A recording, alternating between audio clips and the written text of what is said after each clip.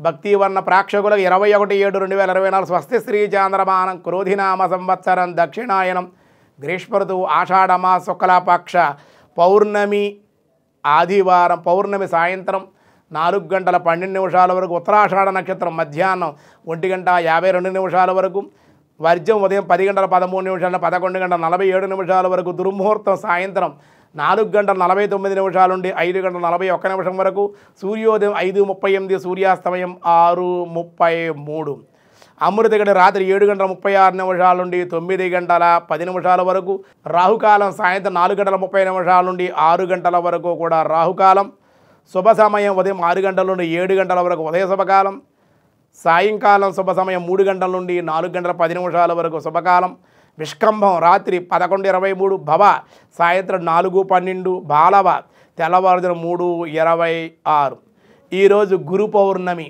గురువులను ఆరాధించాలి. అసలు గురువు అంటే ఏమిటి? గురు శబ్దానికి అర్థం ఏమిటి? గు అంటే అజ్ఞానం, రు అంటే తొలగించేటువంటి అజ్ఞానాన్ని తొలగించేటువంటి వాడు, జ్ఞానాన్ని ప్రసాదించేటువంటి వాడు గురువు. కాబట్టి గురు పరంపర మీ కులగురువులు వంశగురువులు ఉంటారు, ఆ పరంపరలో ఆరాధన చేయాలి. కాబట్టి మా గురువు వికనస మహర్షి, మేము ఆయన ఆరాధిస్తాం. అలాగే మా విద్య చెప్పిన విద్య అంటే లౌకిక విద్యలు అనుకుంటారు మీరు, చదివే చదువులు ఈ మాస్టర్లు ఈ టీచర్లు వీళ్ళే గురువులని మీరు అనుకుంటారు. వాళ్ళు గురువులే కానీ లౌకిక గురువు, లౌకిక విద్యలు అంటారు. ఆ విద్య లౌకిక విద్య, మనం చదువుకునే విద్య ఆధ్యాత్మిక విద్య. లౌకిక విద్య ఉద్యోగాలు వ్యాపారాలు చేస్తే అది పనిచేస్తుంది, దీనికి పనిచేయదు. అది ఆధ్యాత్మిక మహోన్నతమైనటువంటి మంచి మనస్సు ఇంద్రియ నిగ్రహంతో ఉండి వీడు సాధించి ఆధ్యాత్మిక శక్తిని ఇచ్చేటువంటిది ఆధ్యాత్మిక విద్య. అన్ని విద్యల కన్నా విద్య ఆధ్యాత్మిక విద్య. ఆధ్యాత్మిక ప్రబోధం చేసేటువంటి వాడు ఆధ్యాత్మిక గురువు. నీలో మార్పు తీసుకురావాలి. నువ్వు చెడుగా ఉండి ఇదిగా ఉన్నటువంటి నిన్ను ఒక జ్ఞానం వైపు నడిపించేటువంటి, నీ అజ్ఞానాన్ని తొలగించేటువంటి వాడు, జ్ఞానాన్ని ప్రసాదించేటువంటి నిజమైన గురువు. కాబట్టి అటువంటి గురువునే గురువు అన్నారు. ఎవరిని పెడితే వాడిని గురువు అనకూడదు. ఓ చాయి గురు, ఓ ఆటో గురు, ఓ రిక్షా గురు, ఓ గురు అని ప్రతి ఒక్కరిని కూడా సంబోధిస్తూ అలా సంబోధించకూడదన్నమాట. గురువు అనే శబ్దానికి చాలా అంతరార్థం ఉంది. గురువుల్లో రకాలు కూడా ఉన్నారు చాలామంది, కానీ ఆధ్యాత్మిక గురువే అసలైన గురువు. ఆధ్యాత్మికంగా ఉండి వాడు ఆచరిస్తూ 10 మంది చేత ఆచరింపజేస్తూ లోకానికి జ్ఞానాన్ని ప్రసాదింపజేయాలి. నీకు ఉన్న పరిజ్ఞానంలో ఓ భగవద్గీతో, ఒక భాగవతమో, ఒక విష్ణు సహస్రనామో, ఏమన్నా ఒక రామాయణమో, ఏదో ఒక పురాణాలు, ఏవో ఒకటి ఆధ్యాత్మికంగా భక్తుల్ని తరింపజేయడం కోసం వాడు 10 మందికి విద్యను దాచుకోకుండా విద్యను చెప్పాలి. 100 మందిలో 10 మందిని తరించాలని కోరుకోవాలి. అలా కోరుకునేటువంటి లోకాలకు జ్ఞానాన్ని ప్రసాదించేటువంటి గురువు. గురువు అంటే ఎవరో కాదు, భగవంతుడే గురువు.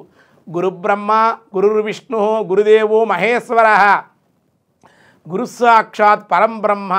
పరంబ్రహ్మ ఆయనే గురువు వస్తాడు. మన గురువు లేడు అనుకుంటే చాలు, ఆయనే గురు రూపంలో ఎవరో ఒక రూపంలో భగవాను మానుష రూపేనా, భగవంతుడు మానుషుల రూపంలో ఉపకారం ఎలా చేస్తూ ఉంటాడో ఒక మానవ రూపంలో గురువుగా వచ్చి ఆయన చేస్తాడు.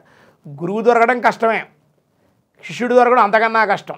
ఈ రోజుల్లో మంది శిష్యులు దొరకరు, కానీ గురువుని నిందిస్తూ ఉంటారన్నమాట. ఆయన అలాంటి వాడండి, ఆయన ఇలాంటి వాడండి. ఆయన గురువు అనేటువంటి విద్య సంస్కారాన్ని బట్టి గురువు అనబడతాడు. ఆ విధంగా ఆయన ఉండాలి. కానీ ఆయన పర్సనల్ విషయాల్లోకి మనం వెళ్ళకూడదు. ఆయన ఎటువంటి వాడో మనకు అనవసరం.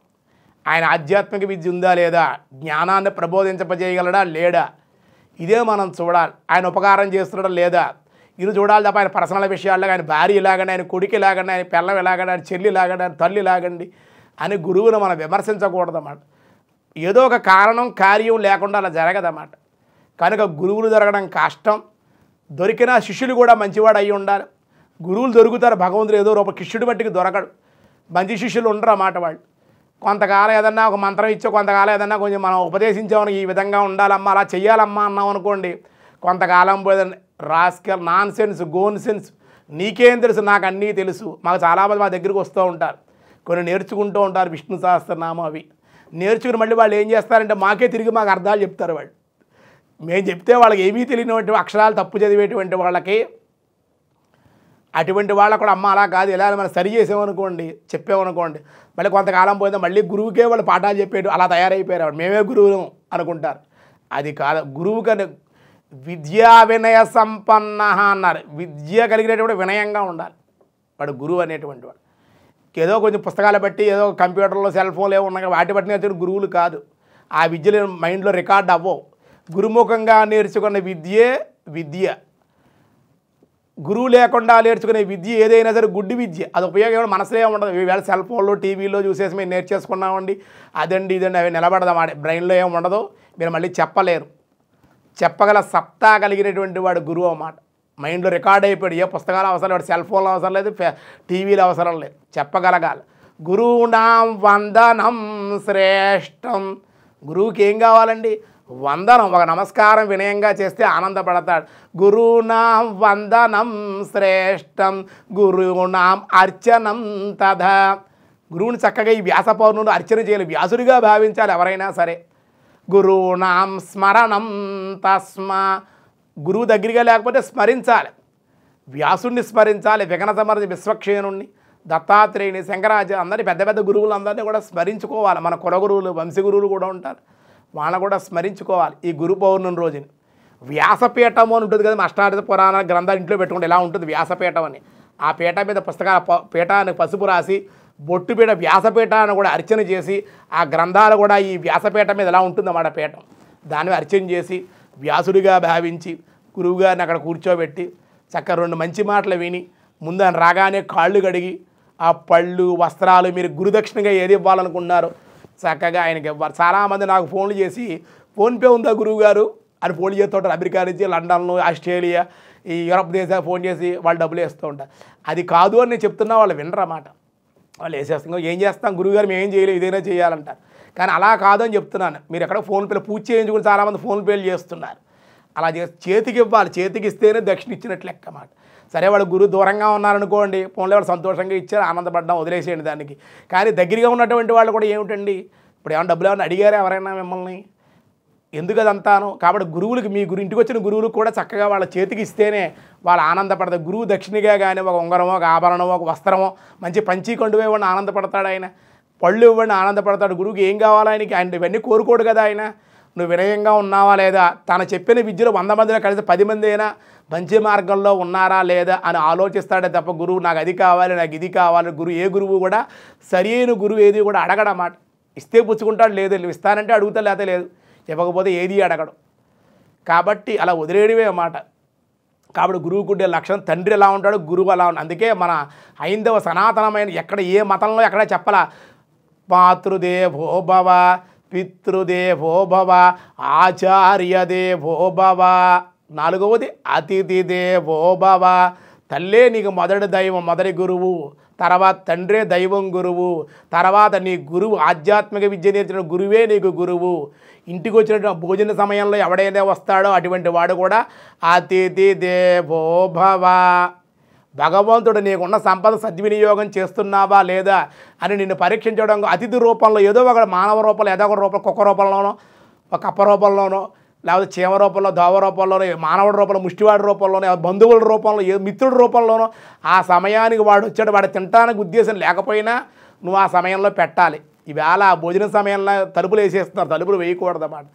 భోజనం చేసే సమయం తలుపులు తీసి ఎవరైనా వస్తారని ఎదురు చూసి వాళ్ళకి పెట్టిన తర్వాత మనం భోజనం చేయాలి. కట్టెలు వేసేస్తారు, రహస్యంగా తినచ్చు, రహస్యంగా తినద్దని అంటలేదు. కానీ వచ్చినటువంటి వాడు భోజనం పెట్టకుండా మనం తింటాం అనేటువంటిది ధర్మమా ఇది? వివేకానందుడు కూడా చెబుతాడు, నువ్వు తినేటప్పుడు ఎదురువాడు తిన్నాడో లేదో చూడు, వాడికి కూడా మనసు దాని మీద ఉంటుందయ్యా. కాబట్టి వాడు పైకి చెప్పకపోయినా వేదశాస్త్ర సారాంశం వివేకానంద ఒక మాటలో అవన్నీ చదివాడు కాబట్టి ఆయన నువ్వు తినేటప్పుడు ఎదురువాడు తిన్నాడు చూసి వాడికి పెట్టి నువ్వు తిను అని చెప్పాడు. ఎక్కడిది అంతా కూడా గ్రంథాల్లోదే, భగవద్గీత, భాగవత, ఉపనిషత్తుల్లో ఉన్నవి ఇవన్నీ కూడా. కాబట్టి ఈ విధంగా విద్య కూడా అంతే దాచేసుకోకూడదు. నేను గురువు నాకు అన్నీ వచ్చు, నేను ఎవరికి గురువు విద్యలు దాచుకోకూడదు అన్నమాట. ఆ విద్యని లోకల్లో ఇప్పుడు మా గురువు గారు ఉన్నారు, అవన్నీ చెప్పారు, మేము అనుభవంలోకి తీసుకొచ్చాం. అవన్నీ కూడా మళ్ళీ మా ద్వారా ఇంకొంతమంది తయారవుతారు. మళ్ళీ అలా వెళ్తుంది తప్ప ఒక సైకిల్లో రావాలి, పరంపర రావాలి. మధ్యలో వదిలేస్తే లింక్ తెగిపోదండి, అలాగే తెగిపోతుంది. ఇప్పుడు వంశంలో చూడండి, మగ సంతానం లేదనుకోండి, వంశం కట్ అయిపోయినట్టే కదా. ఆడపిల్లలు పుట్టారు, మగపిల్లలు పుట్టలేదు, వంశం కట్ అయిపోయినట్టేగా. అలాగే గురువులు కూడా పరంపర రావాలి, పరంపర కట్ అవ్వకూడదు అన్నమాట, కలెక్షన్ కట్ అవ్వకూడదు. కాబట్టి గురువుల ద్వారా మనకు అజ్ఞానం తొలగుతుంది. మనం చేసిన పాపాలు కొంతవరకు ఏమైనా దోషాలున్నా వాళ్ళు తొలగించగలుగుతారు గురువు. అంతే గురువుని తక్కువగా మన హీనంగా చూడటం, అవమానించడం, కింద కూర్చోబెట్టడం, చాలామంది ఇంటికి వెళ్తే కింద కూర్చోబెడతారు. ఎంత దోషం ఉండదు. గురువుకి అగ్రస్థానం ఏమన్నారు, బ్రాహ్మణ కానీ పురోహితుడు కానీ అర్చకుడు కానీ ఎవరు వచ్చినా అగ్రస్థానం, మనకన్నా ఎత్తులో కూర్చోవాలి వాళ్ళు. మన కాళ్ళు తగిలేటట్లు మన కాళ్ళ కింద గురువుని కూర్చోవాలి. చాలా దోషం అన్నమాట. ఇటువంటి తెలుసుకోవాలి. కాబట్టి గురువునాం వందన శ్రేష్టం. వందనం చేయడం, అర్చించడం వ్యాసుడిగా భావించి, ఒకవేళ ఎవరో దొరకలేదు మీ టీచర్ గారు మంచి ఆయన అనుకోండి, ఆయనే తెచ్చుకోండి. ఇంటికి కాలేజీ టీచర్ స్కూల్ టీచర్ మంచివారు అయితే ఆయనే తీసుకుని ఆయన కూడా వ్యాసుడిగానే భావించండి. ఆయనకి ఇచ్చే బహుమతులు ఆయనకి చక్కగా కాళ్ళకి నమస్కారం చేసుకోండి. ఇంటి పురోహితుడు గురువు అవుతాడు, ఆలయ అర్చకుడు గురువు అవుతాడు, మీకు ఆధ్యాత్మిక విద్య నేర్పినటువంటి వాడు గురువు అవుతాడు, ఆధ్యాత్మిక ప్రవచనాలు చేసేటువంటి వాళ్ళు గురువులు అవుతారు. ఇలాంటి వాళ్ళు గురువుగా భావించి, గురువుల్లో రకాలు చాలామంది ఉన్నారు. కానీ ఆధ్యాత్మిక ప్రబోధం చేసి మన తరింపజేసేయడం, అజ్ఞానాన్ని జ్ఞానాన్ని కలిగించేటువంటి వాడే గురువు అని మనకి ఈ వ్యాస పౌర్ణమి ద్వారా మీ అందరికీ కూడా తెలియజేసి, వ్యాసాయ విష్ణు రూపాయ వ్యాస రూపాయ విష్ణవే వ్యాసగురవే నమో నమః. వ్యాసగురు పాదారవిందార్పణమస్తు. ఈరోజు విష్ణు సహస్రనామంలో ఏం చెబుతున్నారో, వ్యాసగురువు ఏం చెబుతున్నారో చూద్దాం. వ్యాసాయ విష్ణు రూపాయ వ్యాస రూపాయ విష్ణవే కృతజ్ఞతః ఓం కృతజ్ఞాయ నమః. కృతజ్ఞః ఓం కృతజ్ఞతాజ్ఞాయ నమః, కృతజ్ఞేయాయ నమః అంటున్నారు. భగవానుడు సర్వశ్రేష్ఠుడగుడ చేత ప్రతీవాని మనస్సునందును కలుగొడుచుండుట చేత సమస్త భావాలు ఆలోచనలు గ్రహింపగలిగేటువంటి వాడు కనుక వారి సంస్కారాలను బట్టి భక్తి శ్రద్ధలను అనుగుణంగా ఫలాలు ప్రసాదించేటువంటి వాడు కృతజ్ఞతుడు. అంతేకాదు కృతి అన్నారు. ఓం కృతయే నమః. పురుష ప్రయత్నమునకు కృతి అనేటువంటి పేరు మాట అండి. కనుక ఇంద్రియాలను దైవస్వరూపమైన భగవద్గీత చెప్పింది. అంతేకాదు ఈశ్వరుడు కృతి అని గానం చేయబడింది. ఈశ్వరుని వ్యవసాయోస్మి అన్నారు. అంటే ఆత్మసాక్షాత్కారమునకు భక్తుడు ఆచరించు పుణ్యకర్మ సాధనలన్నీ కూడా భగవత్ రూపాలే అగుట వలన కృతి అన్నారు పరమాత్మని. ఆత్మవాన్ ఆత్మవతే నమః. 84వ నామో మాట. చరాచరాత్మక విశ్వమంతటా కూడా ఆత్మస్వరూపుడై బాసిల్లే పరిపూర్ణమైన స్వరూపుడే భగవానుడు నిరంతరము తన దివ్య మహామహిమములయందు ఉన్నాడనే భావం.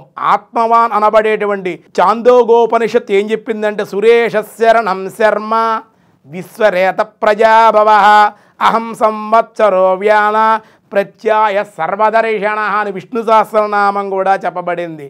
కాబట్టి స్వామిని ఈ విధంగా చెప్పారు. అంతేకాదు సురేష ఓం సురేషాయ నమః. సురులు అనగా స్వర్గలోకవాసులు అంటే దేవతలు అని అర్థం.